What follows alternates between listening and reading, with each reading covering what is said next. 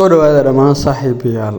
mowduuca muuqaalkan waxaa kugula wadaagi doonaa shaxdeena VAB-da ee ciyaaraha la ciyaari doono caawa ilaa iyo habeen dambe kuwa oo dabcan aan ku saadaalin doono possibility winning-keena inuu ka sareeyo 99%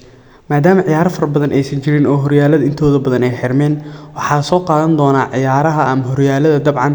MLS ko kale Japan League oo kale horyaaladaas oo inta ugu badan xilliyada seasonadan ay xirmayaan dabcan la ciyaaro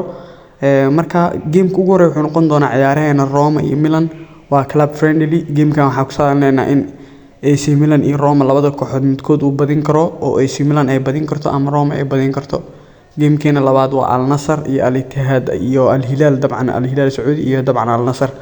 waana labada kooxood ee ugu adag horyaalka Sacuudi Pro League Al Hilal waa kooxda qaaday dabcan Sacuudi Pro League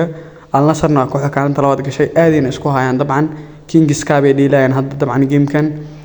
Kings Cup-kan dabcan marka waxaa leenahay Al Nassr iyo Al Hilal labada kooxood midkood badin karo Roma iyo AC Milan waxaa ku saadaalnay in labada kooxood midkood uu badin karo Al Hilal iyo Al Nassrna waxaa ku saadaalneynaa in labada kooxood midkood uu badin karo oo 12x ah oo mar walba aniga Janiskan uu 99% ka koreeyo haddii Al Nassr badiso ama haddii Al Hilal badiso dabcan isku mid ay noo tahay game-keena saddexaad wuxuu noqon doonaa New York iyo dabcan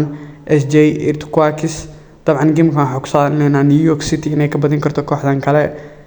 New York City dabcan aad ay uga awood badan tahay kooxdan kale marka loo fiiriyo soo marka waxaa leenahay New York City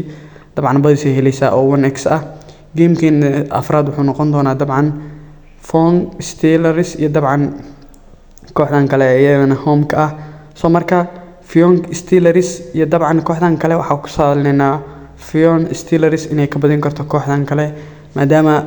ama dabcan double chance ay heli karto Fon Steelers waxay ku jirtaa kaalinta koowaad dabcan K-League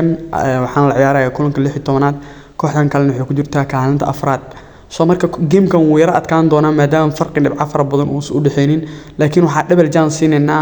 Fon Steelers oo dabcan aan leenahay waa ay badin kartaa Ambridge helaysaa Swan City iyo dabcan kooxdan kale labadan kooxood ugu dambeeya waxaa leenahay Swan City iyo dabcan Incheon United labada kooxood midkood badin karo oo Swan City badinaysa ama Incheon United labada mid badinayo soo marka total waxay noqonaysaa shaxdeena Roma iyo AC Milan oo labada kooxood midkood badin kara Al Nassr iyo Al Hilal oo labada kooxood midkood badin kara New York oo dabcan badin karta Fon Steelers oo dabcan double chance heli karta Swan City iyo Incheon United oo dabcan labada kooxood midkood badin kara marka hadii tadawashada ku ridajaan ku xashashada kaga codsanayna jalka subscribe saarto muuqaalkan aad like saarto